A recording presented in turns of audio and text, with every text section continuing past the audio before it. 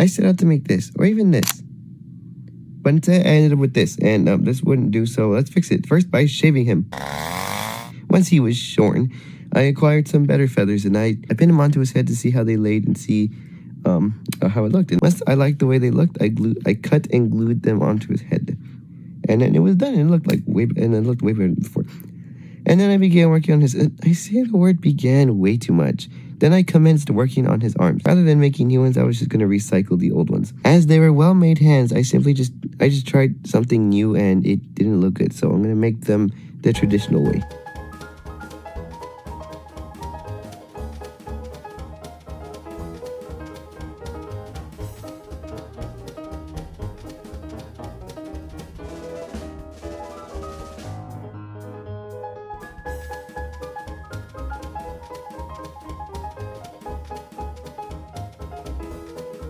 Then I reinserted the foam insert, and I began tracing out the hands out of foam sheets.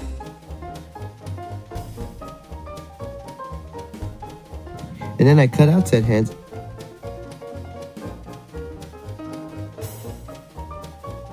and then I cut them down the middle as to have two pieces in which to sandwich stuff in between them.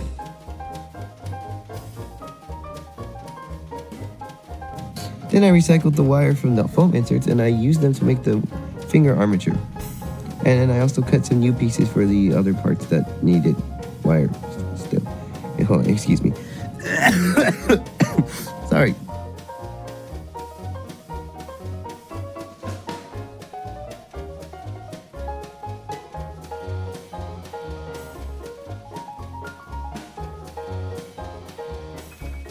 And then I made these. You'll see why in a little bit. Oh, look at that lovely view. Isn't perfectly...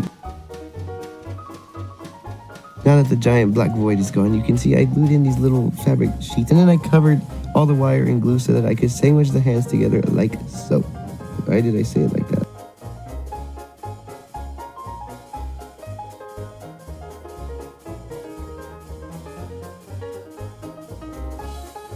And then came the fun part, stuffing the hands, which always...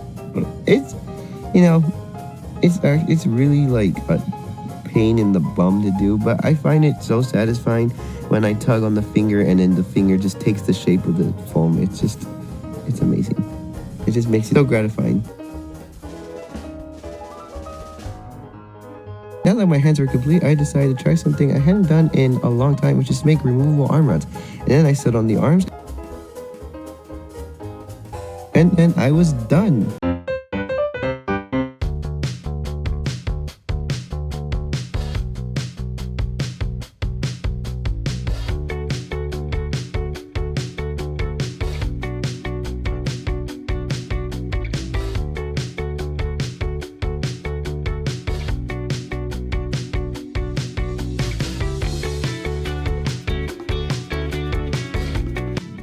This wasn't quite exactly what I wanted. You know, I want like a one-to-one replica.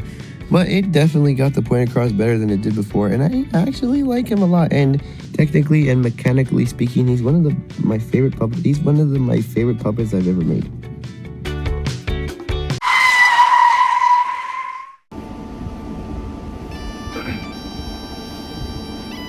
Dearly beloved, we are all gathered here to mourn the loss of a very great asset to all of us. Today, we mourn the loss of our dear beloved glue gun. For she even had her hand in the creation of all of you.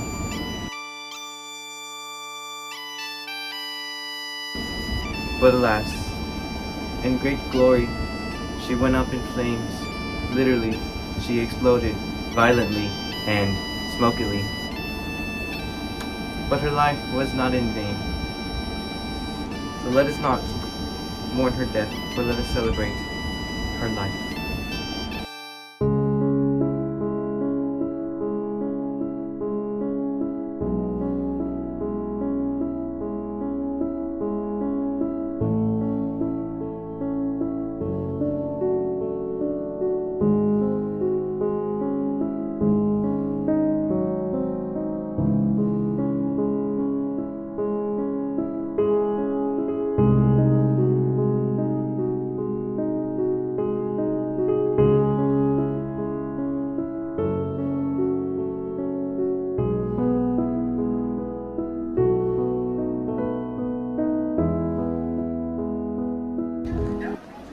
And now it's time for everybody's favorite frog. Oops, not that one.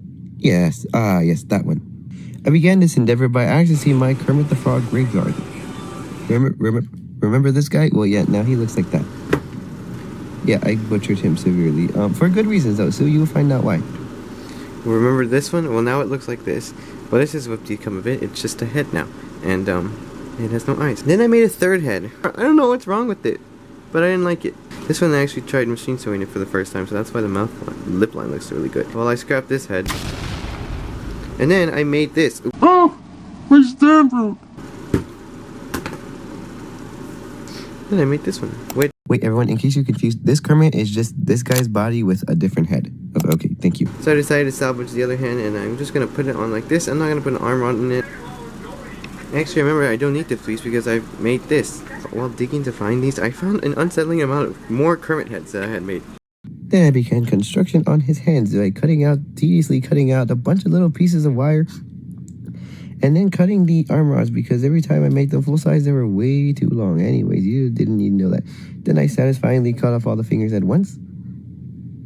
But that sounds really bad. And then I sandwiched them together. Oh my goodness, that sounds bad too. Then I sandwiched them together, lined them up with the hand to make sure that everything was going to fit well. And then I put the wire over it also to see how it would fit, as to prepare for gluing everything in.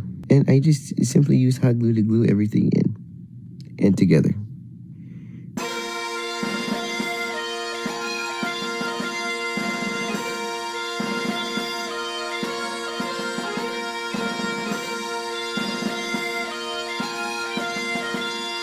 And then I pinned on sorry.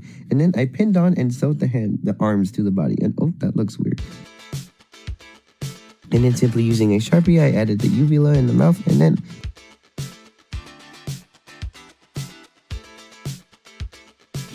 I cut out some felt, and out of frame, you can see the shadow right there. I cut out the shape of the tongue. I fixed it up a little bit, and then I used a Sharpie to add some nice detail to it.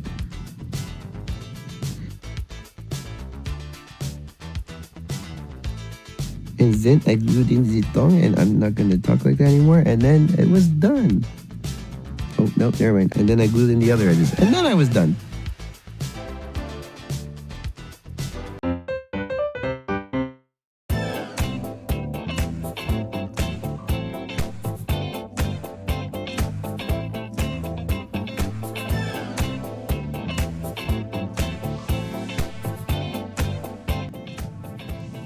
So I really like this one way more than the other, any of them I've made. This is definitely my favorite Kermit up to date, and definitely a huge step closer to the perfect Kermit that I hope to acquire one day. Other than the fact that his mouth is kind of shaped weird, and I think his neck isn't the right size, I think this is a fairly decent looking Kermit. Next time I make a Kermit, though, I have to make new arms because these poor arms have been recycled over like 3 different Kermits, and they're kind of beat up, but I honestly was kind of lazy, and I needed him for a project, so I just put him together quickly. But I really like him. Yeah.